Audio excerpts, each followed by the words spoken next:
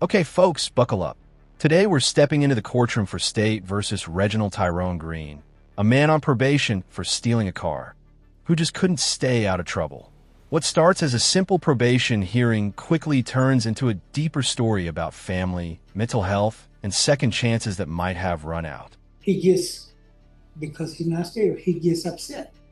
So that's why she puts him on where he can't come. Then McConaughey in the Lincoln Lawyer. Never seen it. Okay. Have you at least read the books? Oh my gosh. Well, there's a scene in it where, the defense attorney is asking for a continuance because they have a missing witness. And the missing witness is Mr. Green. So now you know what I mean, right? I got it. Every time I hear Mystery and Color, I think of Reservoir Dogs. Oh, yeah. Oh, yes. All right. Are you all still having your contested? No, Your Honor, we've reached an agreement, I believe. All right. The court is calling 2020-23 CR 10. Here's where things get serious. When Green says true, that's courtroom talk for admitting he violated probation. And remember, he was on deferred adjudication, meaning he technically wasn't convicted yet. But the moment he breaks the rules, that safety net vanishes. Now the judge can sentence him as if the original car theft conviction was already on his record. 024, State versus Reginal Tyrone Green. Can I have parties announced? Notes for the state. Andres Camping for Mr. Green. And are you Reginal Tyrone Green? Yes. Did you review the documents entitled Motion to Enter Adjudication of Guilt and Revoke Community Supervision and First Amendment Motion to Enter Adjudication of Guilt and Revoke Community Supervision with your attorney? Did you understand it? Yes. Are you the same Reginald Tyrone Green who was placed on deferred adjudication in 2023 CR 10024 for the offense of unauthorized use of a vehicle on April 16, 2025 for a period of 2 years? Is that you? Yes, sure. All right, state. Violating condition number 1, on or about the 21st day of May 2025 in Bexar County, Texas, the defendant, Regginal Tyrone Green, committed the offense of theft in violation of condition number 1. How do you plead to that, true or not true? True. State will waive all others. Any objection? No objections, Your Honor. All right, did you understand by pleading true to violation of condition number 1, the court could find it true, grant the motion, find you guilty, and sentence you up to 2 years in the state jail facility and up to a $10,000 fine? Yes, sure. Knowing that, do you still wish to plead true to violation of condition number 1? Court will find violation of condition number 1 true. Is there a proposed agreement? Yes, Your Honor, the proposed agreement is to grant state's motion to revoke sentence to 180 days in the state jail facility and take into consideration cause number 2025 CC 007955. All right, and that cause number, what is that cause number? That is the theft Mr. Green pled to. All right. And then as a part of your previous plea bargain agreement, the court was asked to take in consideration county court cause number 70, if everybody could write this down, 709056 and 709057. And what were those cause numbers? The offenses.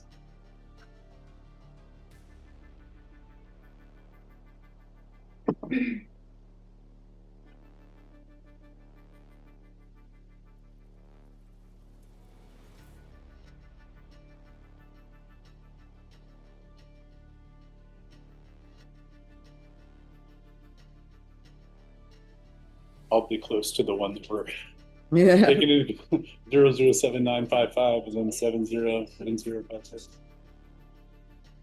All right. I'll see if I can look it up.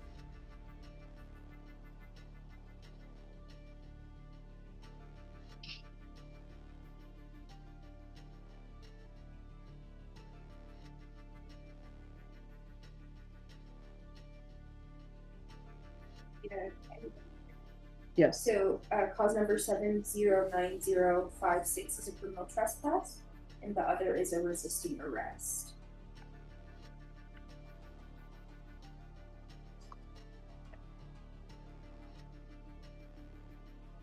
All right. So, what has he done on probation other than pick up another theft case? Has he completed anything? This right here, this is the human side of justice we don't often see.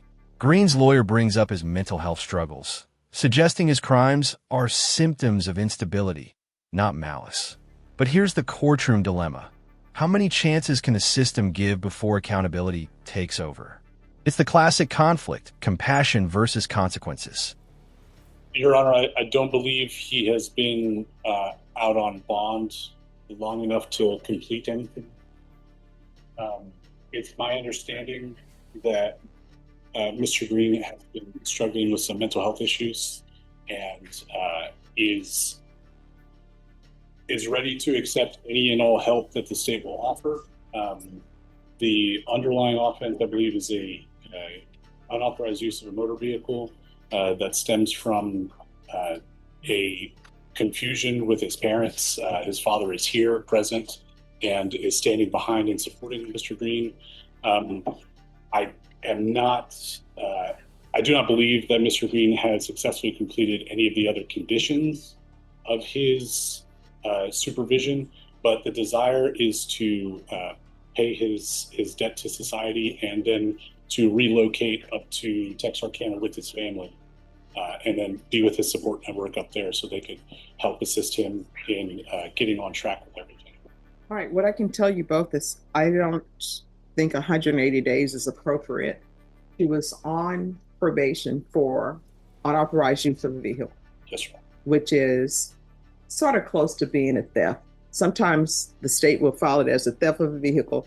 Sometimes they will file it as just unauthorized use. And then while he's on probation, he's released and he immediately picks up with another theft case. That's in May. Yes, Your Honor. The theft cases, I believe, are shoplifting, not a forceful dispossession.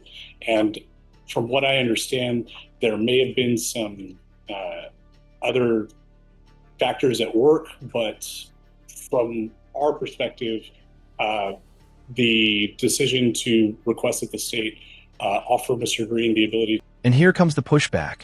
The judge basically says, 180 days? Not happening.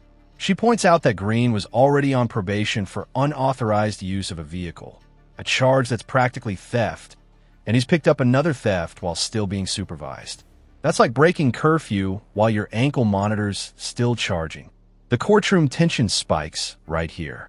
To serve some time on the revocation was something that was agreed upon by all parties to help facilitate Mr. Green's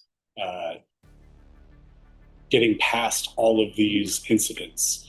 I do believe he has a number of days in custody as credit that we would ask the court to attribute to him. But he has an unauthorized use that he's on probation for April 16, 2025.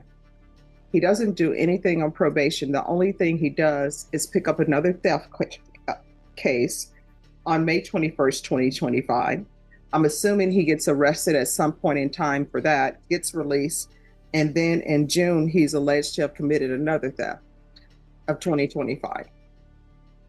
I just don't think 180 days is appropriate for him because he hasn't done anything on probation other than pick up new offenses. Y'all are dimming the lights.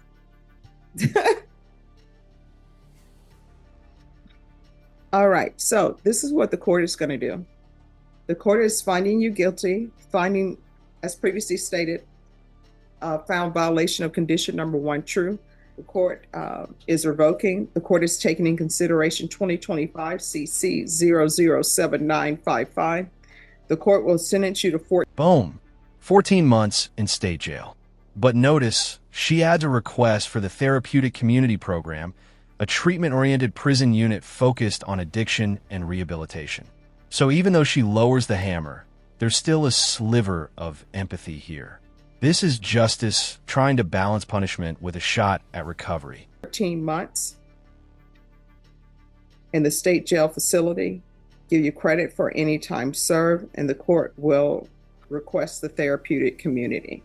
Your Honor, if the court would, entertain a little bit of testimony as to the underlying, if that might Sure. have the court can reconsider in its assessment. We would like to call Reginal Green, Senior, to testify. Green, here. You're back against.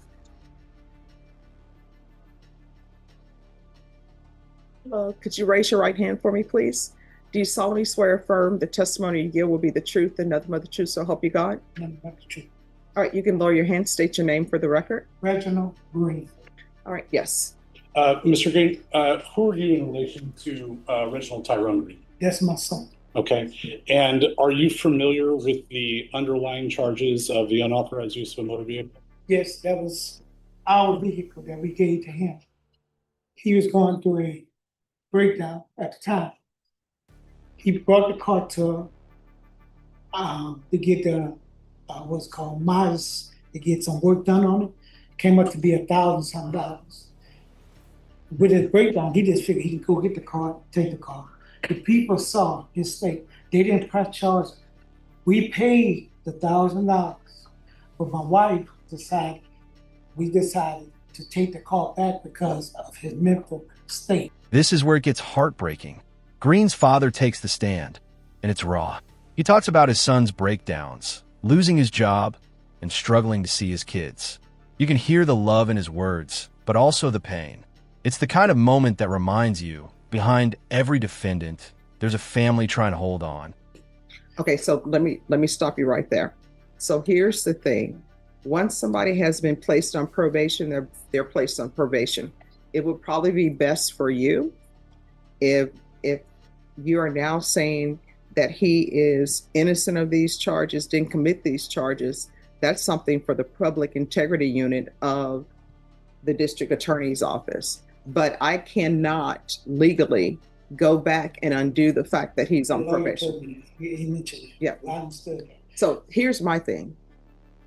Why, if you know, why is your son, he's on probation for a theft case, and he, the unauthorized use, and he continues to pick up more theft cases? Because he was going through a mental situation. We committed him into the hospital because. And when was he committed into the hospital? I can't recall right now, but it is record that he was there. But the thing is with Reginal is with his kids. His kids are more important to him. His wife uses kids to keep him from seeing it. Because he's not stable, he gets upset. So that's why she puts him on where he can't come. Then, so he don't know how to handle that. So he do things like he really don't have a place to live. So when he was stealing, he was just trying to get it wrong. I've been trying to get it to Texas County because I know I can help him. But leave his kids. Mm-hmm. No one wants to see that.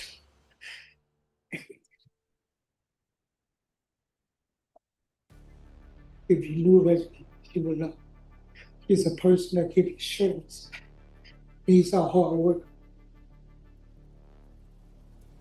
It's a long story. He don't just get here. This was a long process. Mm-hmm.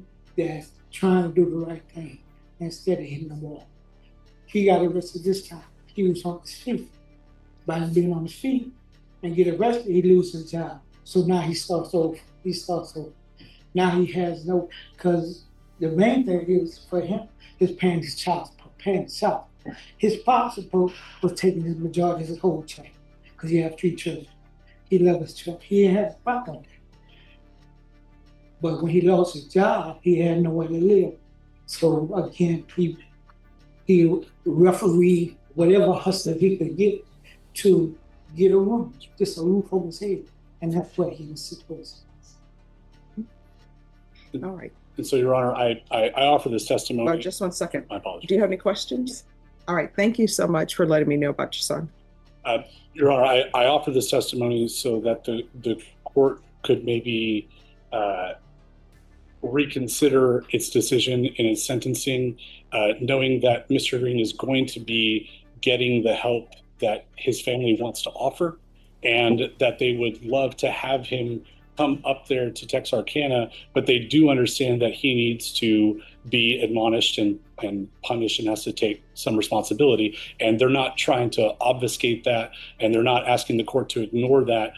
They're just asking that if the court would to follow the plea agreement, that they believe that they would be able to be in a position to help Mr. Green once he is done with his sentence and can be back with his family in Texarkana, hopefully to get him back on his feet and assist him in any other way possible, as not just being his family in present, but also being someone that he can rely on and not have to. Do you have proof of his mental health issues?